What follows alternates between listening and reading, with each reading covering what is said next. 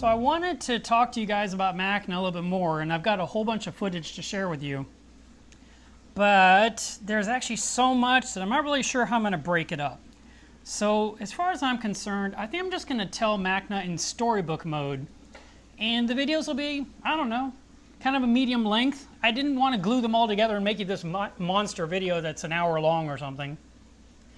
So it's going to be in pieces, and I'm going to go ahead and showcase some products that I found interesting. I'll show you some tanks that I thought were pretty. I'll tell you some little snippets of things that happened during the trip. And it's going to be a multi-part. So as I keep editing, I'll let you know what it ends up coming out to be, if it's 2 parts, 3 parts, 4 parts. I'm not sure yet. Anyway, let's check out the first part right now. We are heading toward where? MACNA! Alright, so this is Ashley. She's my minion for the day. Once we're done with the day, she gets to live her own life for a few days, and then she becomes my minion again when it's time to head back. We're heading to MACNA, of course. And so we've got a whole bunch of gear in the back and lighting stuff in case we shoot some video. And we are planning to set up my booth, hopefully tonight. If not, it'll be tomorrow, first thing in the morning. And then explore the town a little bit. And after that, we go to a party. Party, party. And then Friday, MACNA commences. MACNA for me is a work experience. I have to build a lot of products to bring with. In the booth, I'll be selling a lot of the products I sell for my website on a regular basis. It's a great opportunity to show brand new products that are coming to market, and so I like to explore and see what everyone else is making. And I keep refining the stuff I build, trying to make it a little bit nicer, trying to make it a little easier to replicate, so not every single thing I build is the exact same. And once I find something, a design I really like, then I'll stick to it. This trip here is going to take us roughly 7.5 to 8 hours to get there, and so it gives us time to just kind of relax and enjoy some of the scenery. We've been lucky, the weather has not been bad. A little bit of drizzling, but that's about it. And on Saturday I've got to give this talk, so I've got to make sure I finish up the presentation so it's perfect. And I'm actually excited about giving it because I always tell people to be prepared for what can go wrong with your tank. It's a subject near and dear to me, and so I'm very happy to give it. 2 very fun things that happened on this trip already. The entire vehicle is packed, ready to go. We hop in, turn the key, and the battery is acting like it's dead. I mean, it wasn't dead, but it was like click, click, click, click, click. I don't know what that was. My car never does that. So we had to jump off the car to start the trip. Then we run by FedEx to drop off a couple of packages for my customers before we leave town. Use the right lane to take exit 11 from Louisiana City 132 east toward Alexandria. Now you know where I am. And a guy backs into my car with his ginormous truck with his huge steel bumper, and I just kind of was like, whatever. It wasn't bad, but it was aggravating. I saw the guy's taillights on, and I told Ashley, hey, you know, be ready to honk. Next thing I know, while I'm in there dropping off packages, I hear honk, honk, honk. So, dead battery, car hitting my car. Yeah, it's a great way to start off a trip to MACNA! Woo! Fast forward about 8 hours, and boom, we have reached New Orleans. Got my name badge, and I unloaded my car. Alright, so we got there. The weather was pretty decent overall. Had a few issues getting into the building because of security reasons, because I was there a day before setup. And, you know, but late enough in the day that the guards were like, nope, do not go inside, but we got in. We got some help from the MACNA people, and unloaded and got everything into the booth. Then I got to have some Cajun flavored food for dinner, which was also delicious. Check it out. My primary goal was to get the booth staged, get the furniture in, get the big objects in place, and I deal with decorating the rest of it the next day. I grabbed a meal in the hotel bar to quell my hunger, and then I got some rest. As you can see, the weather in New Orleans was actually beautiful. I mean, you know, no storms. Hurricane Harvey was busy going toward Houston, which by now you already saw the news. But here, it was just hot and humid. There wasn't even drizzle. Pretty much we stayed dry the entire time. The big storms actually started coming back into town the day everyone was leaving, which was Monday and Tuesday of the next week. This is the view from my hotel room, and I even got a gift package for being one of the speakers at MACNA this year. First thing Friday morning was the Apex meetup, which they've done several years in a row. This is your chance to learn about what's new with the equipment and also how to run it. And there was a champagne breakfast that morning, which was a nice touch. The biggest exciting point was the Trident, which is the brand new device that has come to market that will not only measure alkalinity, but it'll also measure magnesium and calcium.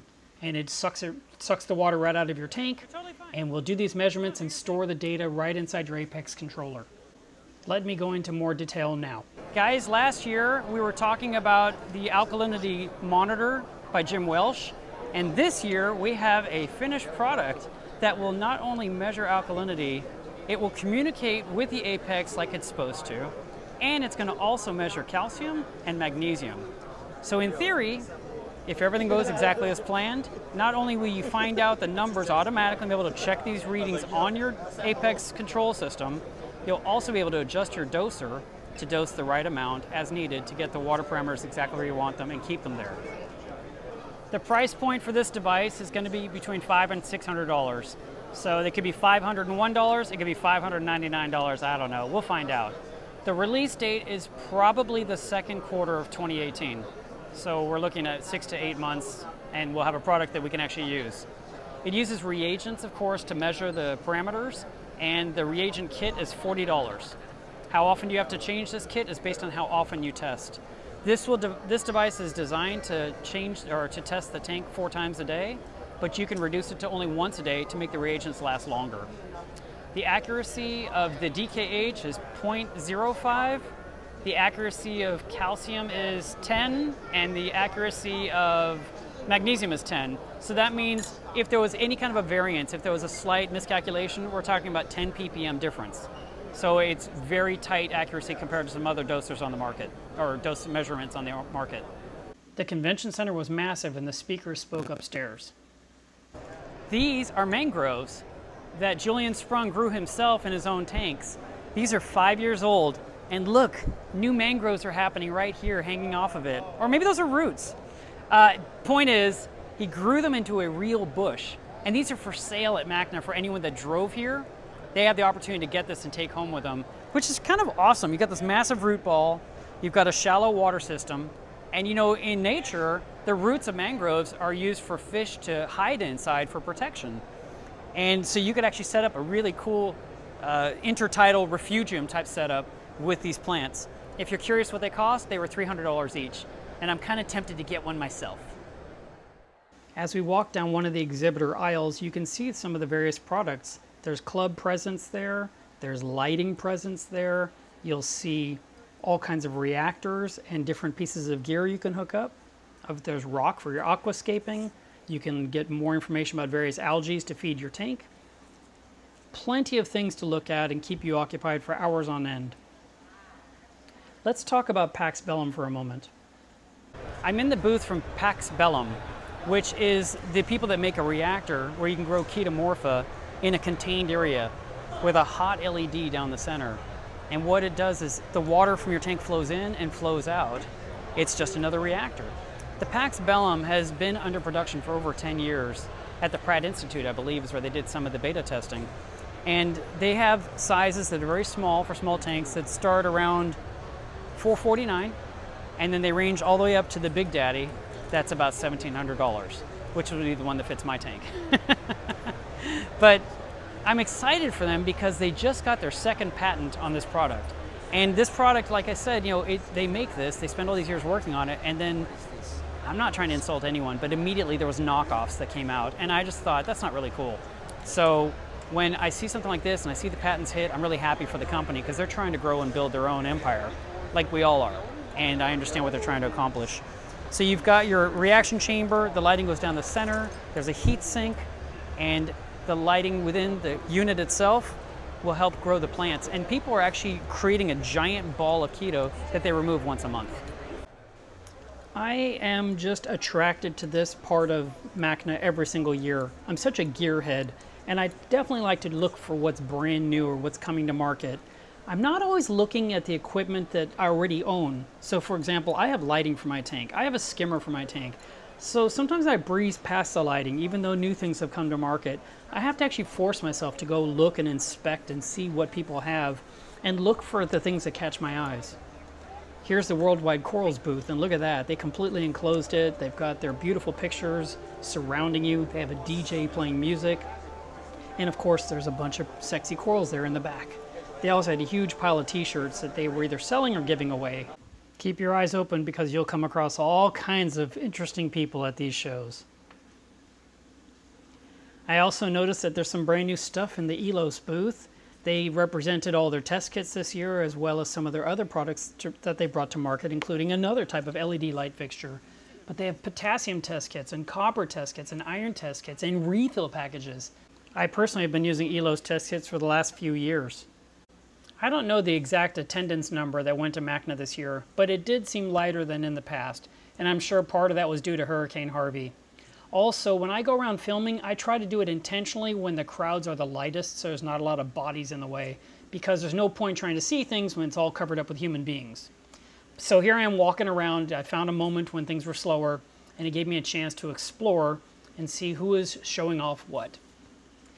I do want to show you the jellyfish tank. They're coming up here in a moment. I do think they're neat, and I know that people love jellyfish, but for me, they're kind of boring. I think they're neat to look at for a few minutes, but I don't know that I could stare at one non-stop for hours day after day. I need something with a clownfish in it to keep me happy. Speaking of clownfish, there's the ORA booth.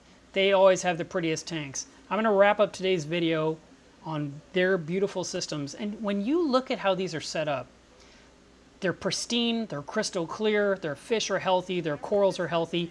All of this livestock, this is all grown by hand. If you watch the ORA video that I shared a year ago, you can learn all about this company and what they've accomplished.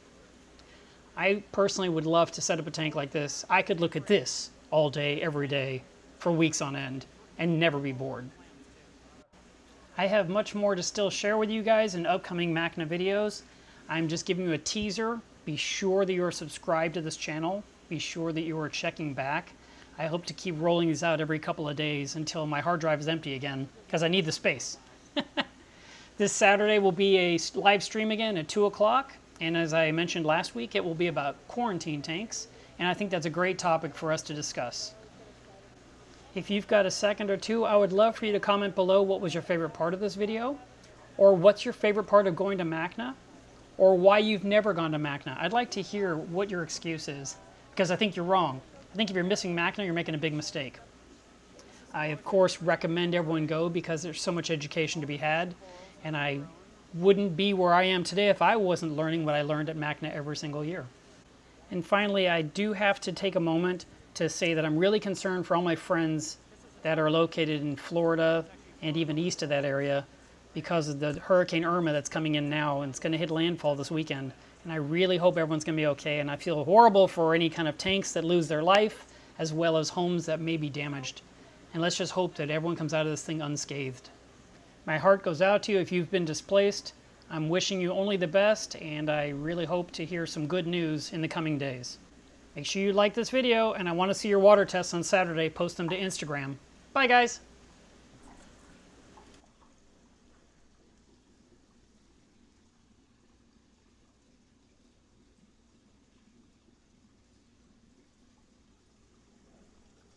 Done.